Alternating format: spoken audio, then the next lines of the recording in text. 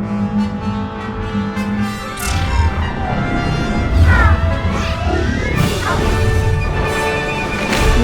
and style.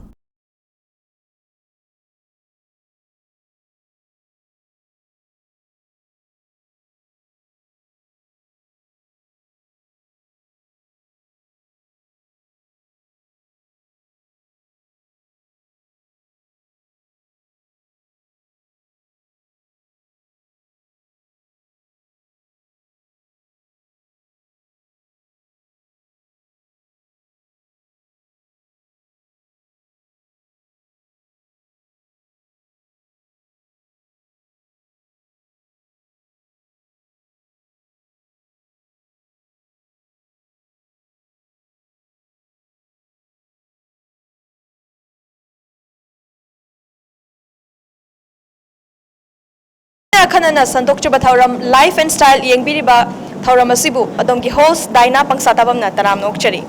We are from Tom TV and you will be a part of our show Life and Style. Mingamadi Life Amhana Thambiu Aduga Nongmada Kogi fitness wellasi the laiba sanaroi singsi masing kayam yambage aduga overall in the total in the kayamuk laibage habado Kangzaki. I am Salini Lokrakpam from Sungzamichungamaka. Akoy huzik fitness world sa sanawala kasi around total in 200 mea aduga morning dana 110 side na evening dana 90-80 side na Okay, morning evening talk na khaidoga lakpane 200 mea side na overall like 200 okay aduga magi timing se kamai tawe di morning shift sina pung kya daina kya bo horaga normally lake aduga evening da shutdown tawbra aduga nungdin na pung kya dagi kya amu hawbage habado adusu khangzage morning se akoy hang se pung manga de hange pung manga to 5 to 11 hange du ma se koy break layer ni di evening gi pung 2 to night ki pung nipan.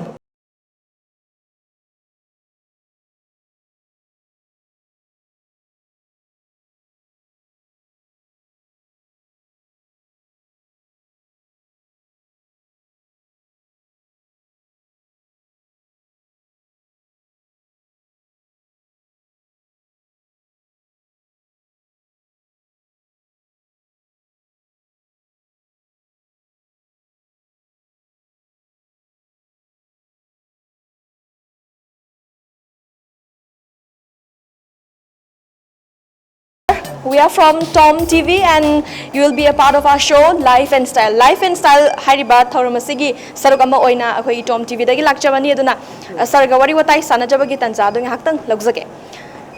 Sir ahan boina introduction oina sir gi ming aduga leifam hana thanbi. I Yangambam Nil Bir Singh I sa pokpadi wangjingdagi ni ado hojikdi settle at Kanchipur MU opposite settle tawra leire. Ada sir fitness world sida trainer oina laibase kyam koirabage. Si he hodokpadagi 2013 dagi I sida leijare.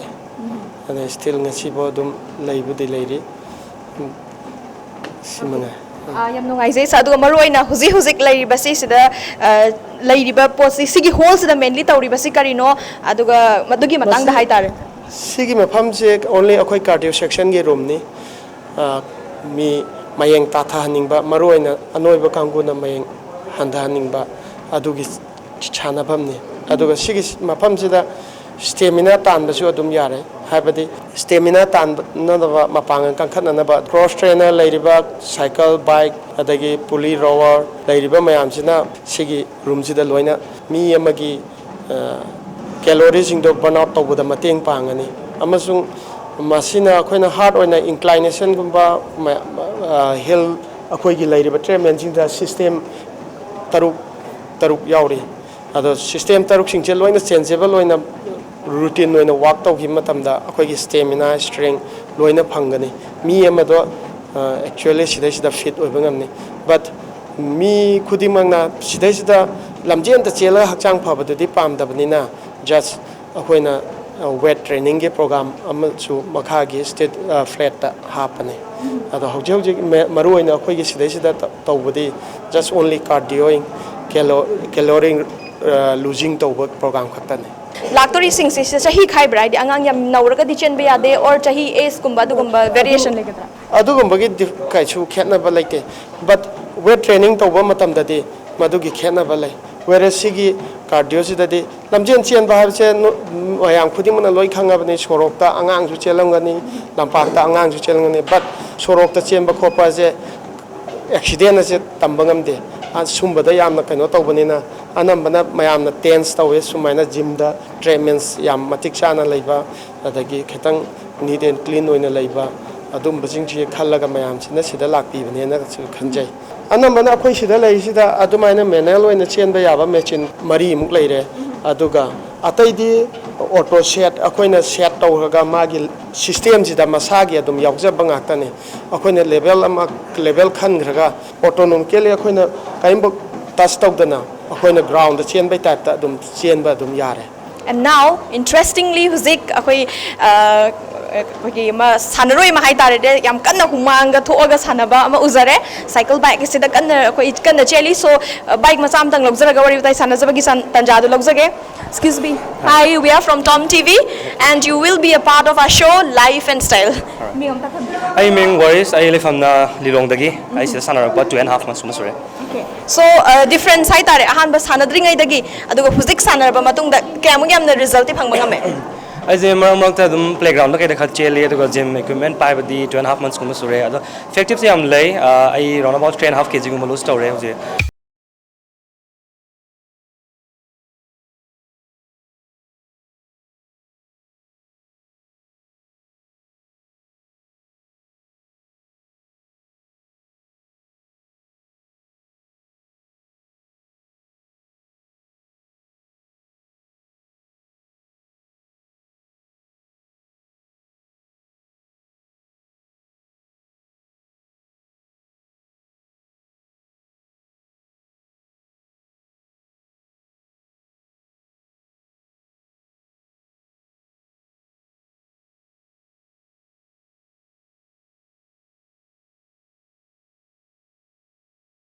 Huzik nupa khakta da natana cardio section asida nupi mayam amasu lairi aduna lairiba nupi singsi koi ki sister singsi ga mukori batai sanajaba ki tanjadu logzage. Excuse me, we are from Tom TV akoi Tom TV ki life and style hariba thoram akoi adugumba program adugi section ama oigadori bani adongi ming hana thambi aduga cardio section sida akoi ki sigi fitness world sida join tau base kyam koira bage kari changes phanglabage haibado amtang thambi ai sida bai chinga makha dagi Parvin si cardio ꯇꯧꯕꯁꯤꯗ ꯑꯗꯨꯝ ꯅꯨꯡꯉꯥꯏ ꯍꯥꯏꯇꯥꯔꯦ ꯏꯁꯥꯗ ꯑꯗꯨꯝ ꯍꯨꯃꯥꯡ ꯇꯥꯕ ꯈꯣꯠꯄ ꯑꯗꯒꯤ ꯊꯥ 3ꯃꯨꯛ ꯁꯨꯔꯦ so changes kyamukti phangabage result haitare ꯔꯤꯖꯜꯁꯦ ꯑꯩ ꯍꯥꯟꯅ 80 ꯂꯩꯔꯝꯕꯅꯦ ꯍꯧꯖꯤꯛ 72 ꯂꯩꯔꯦ oh my god 8 kg haitare handare ko that's interesting aduga maruina atai section myam ama leiri ko ado cardio section sida hena prefer ga se kari maram gi oibiraba ꯑꯩꯗꯤ ꯍꯨꯃꯥꯡ ꯍꯦꯟꯅ ꯇꯥꯅꯤꯡꯕ ꯑꯩꯅ ꯍꯣꯏ ꯍꯥꯏꯗꯤ ꯏꯁꯥ ꯍꯣꯏ ꯍꯟꯊꯅꯤꯡꯕ okay thank you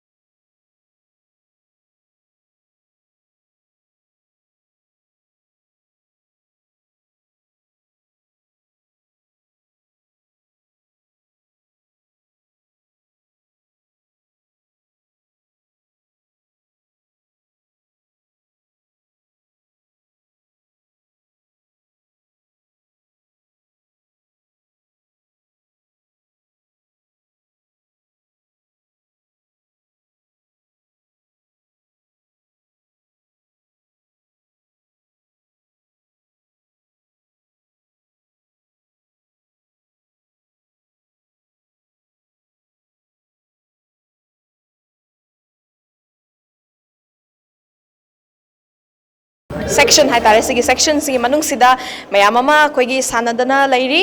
life and style gi thoram ni adom na salu ya biri basi ming amati leifam han thambi ai ming wangkhem jamna thawana thopam dage sana basi fitness world join to ba kyam koira bage kari result phang bira bage haibdo adu so share tabi ai se join do ba tha ahum phajare nuga sigi gym jida fitness world jida isang padagi ꯑꯩ ꯁꯤꯕꯣ ꯏꯁꯥꯁꯤꯗ improve ꯑꯣꯏ ꯍꯥꯏꯕ ꯈꯪꯉꯦ ꯍꯥꯏꯕꯗꯤ ꯂꯩꯔꯤꯕ equipment ꯃꯌꯥꯝꯁꯤꯒ ꯍꯥꯏꯗꯤ ꯑꯩꯈꯣꯏꯒꯤ ꯑꯥꯗ ꯊꯧꯕꯥꯜꯗ ꯂꯩꯔꯤꯗꯨꯒ ꯈꯔꯗꯤ ꯈꯦꯠꯅꯔꯦ ꯁꯤꯗꯅ ꯑꯅꯧꯕ ꯀꯩꯀꯥ ꯌꯥꯎꯕꯅꯤꯅ ꯑꯩꯒꯤ ꯁꯤꯒꯤ ꯖꯤꯝꯁꯤꯗ ꯂꯥꯛꯄꯗꯒꯤ ꯑꯩ ꯍꯟꯗꯛ ꯑꯩꯒꯤ ꯑꯦꯁꯤꯌꯥ ꯋꯥꯔꯜꯒꯤ ꯇ꯭ꯔꯦꯟ ꯄꯤꯔꯝꯗꯥꯏ ꯀꯥꯟꯗꯒꯤ ꯁꯤꯗ ꯁꯥꯟꯅꯕ ꯖꯣꯏꯟ ꯇꯧꯕ ꯍꯧꯖꯈꯤꯕꯅꯤ ꯑꯦꯁꯤꯌꯥ ꯋꯥꯔꯜꯒꯤ ꯁꯦꯂꯦꯛꯁꯟ ꯐꯪꯉꯦ ꯑꯥꯐꯇꯔ ꯍꯟꯗꯛꯇ ꯄꯥꯡꯊꯣꯛꯈꯤꯕ ꯄꯨꯅꯦꯗ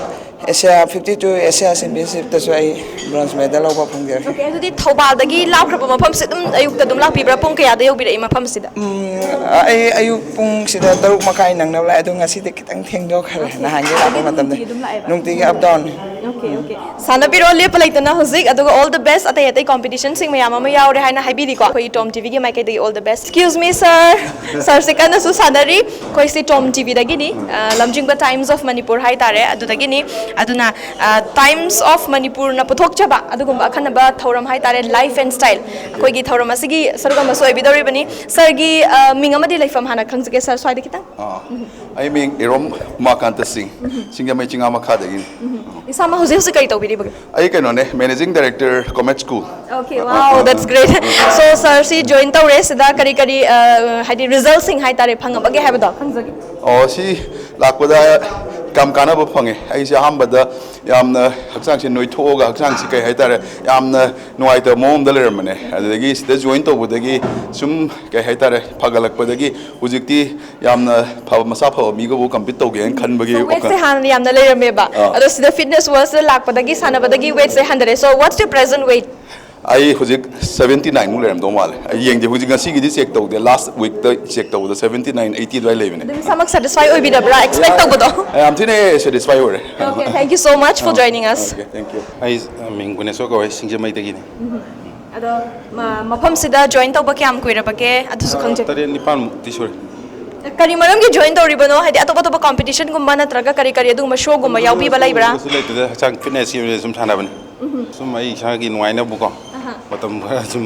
ꯌꯨꯝꯗ ꯀꯩꯗ ꯁꯨꯝ ꯂꯩꯕ ꯅꯨꯡꯉꯥꯏꯅꯕ ꯁꯥꯟꯅꯕꯅꯤꯗ ꯀꯝꯄꯤꯇꯤꯁꯟ ꯊꯣꯛꯀꯦꯅ ꯁꯥꯟꯅꯕꯃꯛꯇꯤ ꯅꯠꯇ꯭ꯔꯦ So huzi huzi ki isagi khoi ki haita weight haigadra aduga or dieting gi matang da kayam kamai tawi kholi kari maina isa se same sai habadu gi matang su khanjage ꯑꯩꯈꯣꯏꯅ ꯁꯥꯟꯅꯕꯁꯦ ꯌꯥꯝ ꯀꯟꯅ competitive ꯑꯣꯏꯕ ꯃꯤꯗꯤꯃꯛꯇꯤ ꯅꯠꯇꯕꯅꯤꯅ ꯑꯗꯣ ꯂꯥꯏꯠꯂꯤ ꯑꯣꯏꯅ ꯑꯩꯈꯣꯏꯅ ꯆꯥꯕ ꯊꯛꯄ ꯑꯗꯨꯝ ꯈꯔ ꯃꯌꯥꯝꯅ ꯆꯥꯅꯔꯤꯁꯤꯗꯒꯤ ꯅꯣꯔꯃꯦꯜ ꯗꯥꯏꯠꯇ ꯑꯗꯨꯝ ꯆꯥꯏ ꯀꯩꯁꯨ ꯑꯍꯦꯟꯕ ꯊꯣꯏꯗꯣꯛꯄ ꯀꯩꯁꯨ ꯆꯥꯗꯦ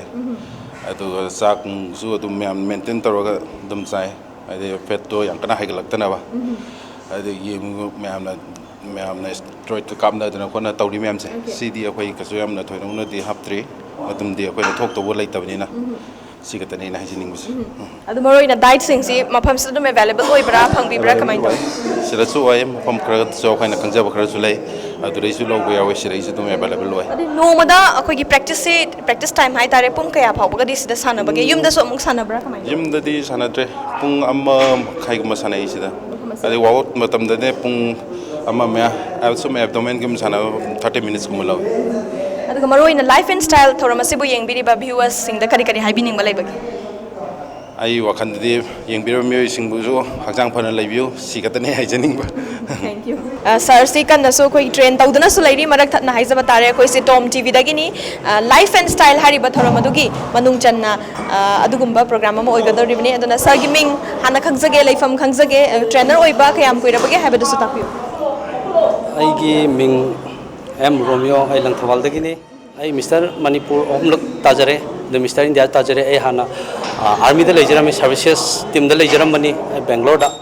ꯑꯩ ꯁꯤꯗ ꯇ꯭ꯔꯦꯅꯔ ꯑꯣꯏꯖꯕ ꯆꯍꯤ 2 ꯐꯥꯔꯦ ꯁꯤ ꯕꯥꯏꯁꯦꯞꯀꯤ ꯑꯩꯈꯣꯏ ꯄ꯭ꯔꯦꯁꯔ ꯀꯔꯅ ꯕꯣꯁꯁꯤꯗ ꯇꯧꯖꯕꯅꯤ ꯃꯦꯆꯤꯟꯗꯤ ꯌꯥꯝꯅ ꯂꯩꯔꯦ ꯀꯥꯔꯗꯤꯑꯣꯗꯗꯤ ꯃꯊꯛꯇ ꯑꯣꯏꯈ꯭ꯔꯦ ꯀꯥꯔꯗꯤꯑꯣꯗ ꯑꯩꯈꯣꯏ ꯇ꯭ꯔꯦꯟꯃꯦꯟ 10 ꯂꯩ ꯍꯧꯖꯤꯛ ꯁꯥꯏꯀ꯭ꯂꯤꯡ ꯑꯩꯈꯣꯏ ꯁꯥꯏꯀꯜ ꯍꯥꯏꯗꯤ ꯕꯥꯏꯛ ꯍꯥꯏꯅꯔꯤꯗꯨ 9 ꯑꯃ ꯂꯩꯔꯦ ꯀ꯭ꯔꯣꯁ ꯇ꯭ꯔꯦꯅꯔꯅ ꯑꯩꯈꯣꯏꯒꯤ ꯋꯥꯀꯤꯡ ꯇꯧꯕ ꯇꯥꯏꯞ ꯇꯧꯕꯗꯨ 3 ꯑꯃ ꯂꯩ ꯑꯗꯒꯤꯗꯤ ꯔꯣꯌꯤꯡ ꯃꯦꯆꯤꯟ ꯑꯩꯈꯣꯏꯒꯤ ꯏꯁꯤꯡ ꯍꯣꯟꯕꯒꯤ ꯃꯦꯆꯤꯟꯗꯨ ꯑꯃꯒ ꯂꯩ ꯑꯗꯒꯤꯗꯤ ꯚꯥꯏꯕ꯭ꯔꯦꯇꯔ ꯃꯦꯆꯤꯟ ꯑꯃꯒ ꯊꯝꯖꯕꯅꯤ ꯃꯊꯛꯇ ꯁꯤꯒꯤ ꯀꯥꯁꯤꯗ ꯅꯠꯇꯦ ꯀꯥꯔꯗꯤꯑꯣꯒꯤ ꯀꯥꯗ ꯃꯊꯛꯇ ꯁꯤꯒꯤ ꯀꯥꯁꯤꯗꯗꯤ ꯑꯩꯈꯣꯏ ꯑꯌꯥꯝꯕꯅ ꯊꯥꯏꯒꯤ ꯑꯗꯒꯤ ꯆꯦꯁꯀꯤ ꯕꯦꯛꯀꯤ ꯖꯤꯝ ꯃꯦꯟ ꯑꯣꯏꯕꯗꯤ ꯁꯤꯒꯤ ꯀꯥꯁꯤꯗ ꯑꯣꯏꯔꯦ ꯁꯤ ꯑꯩꯈꯣꯏꯒꯤ ꯀꯣꯝꯄꯤꯇꯤꯁꯟ ꯊꯣꯛꯀꯗꯕ ꯄ꯭ꯔꯣꯐꯦꯁꯅꯦꯜ ꯄ꯭ꯂꯦꯌꯔ ꯑꯣꯏꯔꯒꯗꯤ ꯑꯩꯈꯣꯏ ꯁꯄ꯭ꯂꯤꯃꯦꯟ ꯈꯔ ꯑꯗꯨꯝ ꯗꯔꯀꯥꯔ ꯂꯩ ꯑꯗꯨ ꯅꯠꯇꯕ ꯐꯤꯠꯅꯦꯁꯀꯤ ꯑꯣꯏꯅ ꯂꯥꯛꯄꯗꯤ ꯑꯗꯨꯝ ꯏꯁꯥꯒꯤ ꯅꯦꯆꯔꯦꯜ ꯗꯥꯏꯠ ꯑꯩꯈꯣꯏꯒꯤ ꯂꯩꯔꯤꯕ ꯑꯩꯈꯣꯏꯒꯤ ꯁꯤꯗ ꯐꯪꯉꯤꯕ ꯄꯣꯠꯁꯤ ꯑꯗꯨꯝ ꯆꯥꯔꯒ ꯑꯗꯨꯝ ꯁꯥꯟꯅꯕꯗ ꯀꯩꯁꯨ ꯀꯥꯏꯗꯦ So life and style thoram asibu yengbiriba viewers pumna makta as a trainer ama oina kari haibining ꯑꯩ ꯇ꯭ꯔꯦꯅꯔ ꯑꯃ ꯑꯣꯏꯅ ꯑꯩꯒꯤ ꯃꯣꯠꯇꯗꯤ ꯑꯩꯈꯣꯏꯒꯤ ꯃꯇꯝ ꯉꯥꯏꯍꯥꯛ ꯀꯥꯏꯊꯣꯛꯄꯤꯔꯒ ꯉꯥꯏꯍꯥꯛꯇꯪ ꯖꯤꯝꯗ ꯂꯥꯛꯄꯤꯔꯒ ꯃꯌꯥꯝ ꯏꯟꯇꯔꯇꯦꯟ ꯑꯣꯏꯅ ꯖꯨ ꯂꯧꯕꯤꯔꯒ ꯏꯁꯥ ꯐꯅꯕꯒꯤ ꯑꯩꯈꯣꯏꯒꯤ ꯍꯦꯜꯊꯇ ꯗꯤꯄꯦꯟ ꯍꯧꯖꯤꯛꯇꯤ ꯂꯣꯏꯅꯃꯛ ꯍꯦꯜꯊꯇ ꯗꯤꯄꯦꯟ ꯇꯧꯕꯅꯤꯅ ꯍꯦꯜꯊꯁꯤ ꯈꯤꯇꯪ ꯗꯦꯚꯂꯞ ꯂꯩꯅꯕꯒꯤꯗꯃꯛꯇ ꯑꯩꯈꯣꯏ ꯁꯨꯝ ꯖꯤꯝꯗ ꯀꯣꯏꯊꯣꯛꯄꯤꯔꯛꯎ ꯑꯩꯈꯣꯏꯁꯨ ꯑꯉꯝꯕ ꯃꯇꯦꯡ ꯄꯥꯡꯖꯒꯦ ꯑꯩ ꯃꯤꯡ ꯁꯥꯄꯝ ꯃꯥꯅꯟ ꯑꯩ ꯀꯣꯡꯄꯥꯜ ꯆꯅꯝ ꯂꯩꯀꯥꯏꯗꯒꯤ ꯑꯩ ꯖꯤꯝꯁꯤꯗ ꯁꯥꯟꯅꯕꯁꯦ ꯔꯥꯎꯟ ꯑꯕꯥꯎꯠ ꯆꯍꯤ 1.5 ꯐꯥꯖꯔꯦ ꯑꯁꯤ ꯃꯃꯥꯡꯗ ꯑꯇꯣꯞꯄ ꯖꯤꯝꯗ ꯁꯥꯟꯅꯖꯔꯝꯃꯦ ꯑꯗꯣ ꯁꯨꯝ ꯐꯦꯁꯤꯂꯤꯇꯤꯁ ꯑꯗꯒꯤ ꯁꯨꯝ ꯇ꯭ꯔꯦꯅꯔꯒꯤ ꯀꯩꯒꯤ ꯁꯨꯝ ꯅꯨꯡꯉꯥꯏꯇꯕ ꯑꯗꯨ ꯌꯦꯡꯉꯒ ꯑꯩ ꯁꯤꯗ ꯁꯥꯟꯅꯖꯕ ꯑꯣꯜꯃꯣꯁ 1.5 year ꯐꯥꯖꯔꯦ So sida sanaraiba chumna ai fit oiraga lege haibagidamak sanabiribra natraga do you have any plan for competitions natraga adu idai thokadaba bodybuilder gumba adugumba leibra or just part time oina lai ai thoidokpa adumbagi aim di leijate ai professional amo oina chatpagi ai lakse for fitness for health ki khalaga adum join tokjaba haitare so life and style thoramasibu yengiba viewers kari haiba viewers puno tain haijaningbadi akhoi aina hojik yaujariba fitness world haiba gym ase adi fitness center ase adi manipuri oinadi one of the hojiki oina finest adi equipment khangde adi cardio gi khangde weight training gi equipment khangde adum adi compete to yaraba gym man ena laujaba yai so hujik sanabirami se kari kaubage maming kai kawi se machine se kaino hadi aina sanajar mi se bicep ki press curl sanajar man nongmada sida lai se pung kya mukadi sida spend to cardio da around about 20 minutes gumba tawe aduga weight training da di 1 hour gumba the 1.5 hour gum din consume to region. Okay, thank you for joining us. Huzingna amuk akoigi title holder Mr. World akoigi adugumba yambam gamuk wari watai sanajabagi tanza adu lagjake. Welcome to our show Life and Style. Ado akoigi title holder ni aduna isagi introduction se yam chauthokna as a proud moment oina mayam punam tang sakhangina I ming Laitonjam Rishikant Singh I Patsoy Pat 4 Impal West gini I has professional bodybuilder oina lejari do I fitness world jimjai oza singi makada train dor sanajari aduga aina hajik pokida in contest torpachi around Manipur gi oina in local title si overall da 18 19 sumana surumani an khalle aduga national gi dar gana Eastern India overall ore adagi atopa federation adum lobang ame Mr. Federation dum tawang ame aduga aziki international gana Mr. Asia lore aduga Mr. World simusu ai 2007 da animak 2007 dai lobang amjare thamjari Congratulations from the team Tom TV gi mai kedagi congratulations haibo ma se thamjage aduga maroina diet ki matang da khangjage karmaina sem sabi bage haiba diet ki matang se tasengna singna haidurobda diet ki matang se koi family ka condition se yamna problem oy yamna why tasengna haiduga di yamna why ado handak su 2018 haitare sigi asia world choi preparation dorga dum ai family condition dagi chatpa dum ngide adum thoidongna dum yam why habitare aduna ai contest ma ai target tam torko matam da ai around 6 months mai changalle mina 3 4 mai tor so 6 months yam wa lingai de practice dum doe mayam de kitang tongana ai kitang diet ki matang ni yam khara why habitare adum ai friends sing aduga yoja sing aduga ai ima baba moina mayam sin pulap punjin biraga ai diet sida moin mateng bangbi sigi damakta joi gym ju thagat jari aduga ai family ai friend circle ju ai loi thagat so matang choice da mari leina na hai tare fitness world sida join to ba kyam koira bage aduga fitness world gi mai kai dagi kari support sing phangbi bage ha du su khang ai fitness world ai sida join to bose ai chahi amma khara hele aduga sida gi yamna tongan ba ina talub da phangoi da ba koi experience hai tare tasengna ai oza nilbir adagi oza romeo aduga koi ai friend ai ithok thongba trainer yam khang herba mayam sidagi ina tongan to knowledge lorba matungda ai federation cup adagi Eastern India aduga tongan to mai contest khara taba loba ngamgre adu paisana leiba ngamdaba haitare moidagi sugumba amal jamba knowledge adagi training mogi makadai suma phangba ngamjare aduga ai financial problem da oza singna yamna chauna mating pangbi koi diet nung koi walakpa matamda adagi fee ji madi ai on lobidre yam ai gym ji mon thakachari aduga ai diet ki matang ju yamna mating pangbi haibitare chitung thanks to fitness world akoigi contribution du akoigi Tom TV gi mai kai de su thakachaba uchari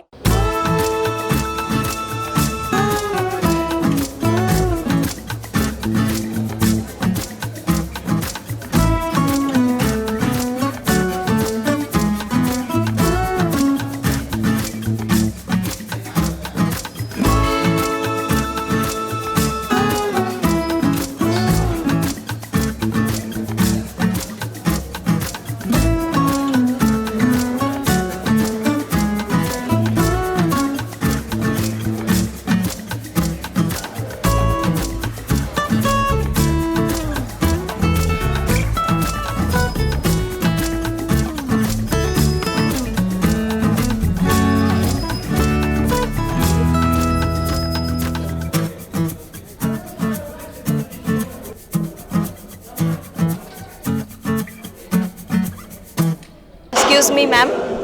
Akoi si Tom TV dagini life and style hariba program adugi saruk amani adomna saruk ya biribasi adongi ming aduga laifam aduga instructor oina laibasi kayam koirabage haibado amutang share tawbi ai giming robita adu ai seller project fitness world laibasi sahi an yam dia me matam mate mamu tore adu 1 years complete pare ai kwa katel thosom lekai dai yang ngalle khoi gi base ko adu 5 to 6 6 to 7 7 to 8 8 to 9 10 to 11 smaina lay aduna sai ang mai magi timing du loiraga chakhiba ngakta ni ado akhoi mamang da su nupi se dum yawe haye mamang matam kharagi mamang da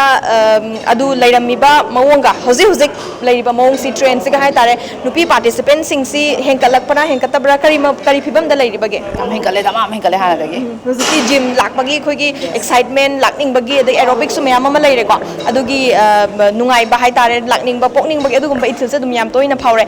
so women instructor ama oina maro oina nupi gi or nupa gi adum khenna bagum ba laibra khoi gi gym dra gym gi dalai akoi aerobics su ta e gym su ta e ko adu ai isa se hana sports ai lak pani na as well as gymnast ne ko okay adu ga haidi yum da haidi yum walking to yam pai it's very good ko then adu ga sumana de types of difference am lai de ko admai to dana yum da pungkai am khatang kai to 30 minute khatang kai to ga aerobic na trasu cardio or any apamba ma line ne ko to matam la to ki phai yum da white te ba kan na de habna te adu ga mana de haba sidang aktang minute kun kun tra dang kai to piraga no mana da ba hai ba se gi matang da kitang khangsagi mana da ba hai di yum da di white si hai di mana da na ko adu su wa out makhalamane ba walking zo adu taraga su sida la aga to busna hai di si gi di mapung phani equipment me ama ma leibani na aina paining ba f ki bu sana gi hai ju leg ki bu hai ju ton of ki bu hai ju me am lei pamja mai magi body magi lai sing je ai keno v shape pami he shape pami so according to the shape akoi gi gym instructor na dum mai magi pami ba mong matau du gi matung ina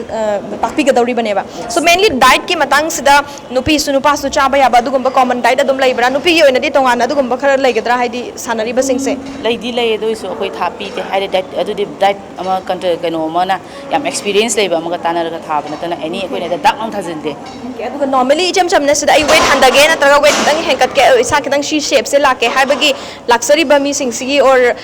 brother sister lai ba sing se makhoi gi oina di tongan ba diet chadra su dum ya bra dum normally dum cha ba sam dum ya mana sai sa ba hai se mai magi hai di pam jabai matung ina ko diet ki oza zanil bir khoi gi jana thai ya ma matam khoi ne ta pi de ba force hai di sam yam 90 kg ma lai ne fat burner ram pi hai ga tak tak lang khoi pisan de oza ga tanara ga hai di diet ki fajana lam da experience lei ba ma dagi consult to hola mutung da ta admai to ga pijai aduna to ti pijade akoi na sana is di cham cham na kaim cha de normally akoi hai di ising ko thae de gi room la foi ma na oi ka hai ni se ma ga habet ama lei dana ko adu ma thak na ta na ai di tha de yam nungai zai aduga maroina life and style tharom asibu yengbiri ba viewers singda as a lady instructor ama oina kari tips pibining bage habe dom tang habi health is well haksang phabana lan haksang phatraga di loi mangi mangdabra ne Health is of course the greatest wealth. Mayam pumnamak aikhogi haksang fana